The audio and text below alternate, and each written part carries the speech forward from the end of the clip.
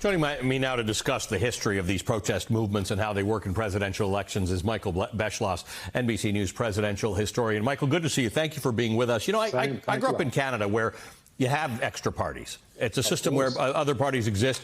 And sometimes that third party vote or that protest vote works so well that that third party gets elected and forms the government and things happen.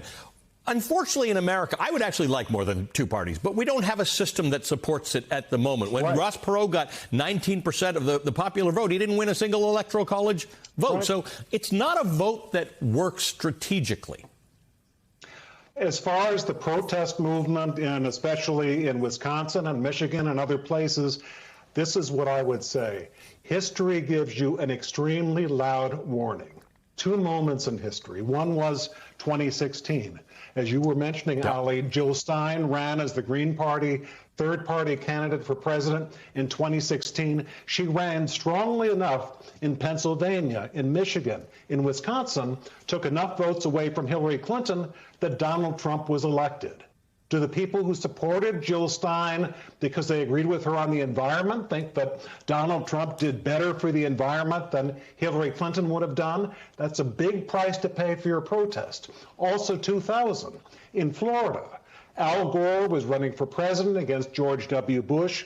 Ralph Nader was running from the left, saying that Al Gore is too centrist. Vote for me as a protest. Nader got 97,000 votes in Florida, tipped the state to Bush, tipped the presidency to Bush for the next 8 years. Don't tell me that George Bush and his wars and the Great Recession of 2008 were worth casting that protest vote. All I'm saying is anyone who's thinking about this, consider what you're doing very carefully. Right, and it doesn't undermine why someone might not be comfortable with a vote for Kamala Harris. That's not the discussion we're having. We're just talking about strategy. Certainly. In America, the critic is your friend. We are looking at protest movements throughout American history that have brought us some of the best laws and policies we have ever had. That's what our system depends on. But for someone out of the most well-intentioned reasons in one of those crucial states this week to cast a vote for someone else or uncommitted or sit on your hands, that would almost have to suggest, Ali, that if you're someone who's particularly worried about the Middle East, worried about Gaza, worried about the treatment of the Palestinians, you would have to say to yourself, I'm completely indifferent on this issue to whether it's Trump or whether it's Kamala Harris. So this is an important point. You tell me that there would be no difference. This is an important point because I had a conversation, I had a lovely ride with a cab driver the other day, and we were discussing this the whole time. Right. And in the end, when I said, do you think for the cause that you're concerned about, he was Muslim, for the cause that you're concerned about, would Donald Trump be better? And he said, no, absolutely not. And I said, so then why are you not voting for Kamala Harris? And he said, out of spite. Now, I empathize with the sentiment. But the spite's going to get him someone he acknowledges himself is going to be worse for his interests and causes in that limited fashion. And he could be living through what he finds that he's experiencing as 4 years of hell under Donald Trump. Just as you were saying, Ali, Donald Trump is very close to Netanyahu, which is not the case of most of the voters that we are talking about. He is notoriously talked about Gaza as, just as you were mentioning, making good beachfront property in the future.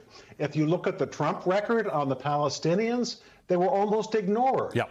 Why does someone feel that casting a vote that winds up electing Donald Trump is going to be in service of the cause that he or she is seeking? So here's the interesting thing, and Bernie Sanders sort of embodies this, and his point is you can be a gadfly. If you elect the person you think you can most closely influence or who might be closer to your perspective, you can be a gadfly. You can, Kamau Bell said on this show, vote for the person you think you can bully the most. And that's something to keep in mind, that if neither presidential candidate fully suits your needs, it's a binary election. You share the president with 340 million people. You're going to have to vote for the one closest to what you think you can achieve. Well, or even another dimension of this. I totally agree with what you've just said, but there's one major candidate in this race, Donald Trump, who's promised to be a dictator and has talked about fascism and not exactly consoling minority interests in this country. And Kamala Harris, who has some views, but she said, I'm going to give everyone a seat at the table. Let's have a democracy. Let's fight it out. For those who want to change in Middle East policy, and again, I respect the principle and the passion with which they say that, there's a much greater chance if you have a Kamala Harris who is preserving a democratic debate than Donald Trump, who's saying, I'm going to be a dictator. I don't care what you voters in Michigan or Wisconsin or Pennsylvania think. Michael, good to see you as always. Thank you for your analysis. Michael Beschloss is an NBC News presidential historian.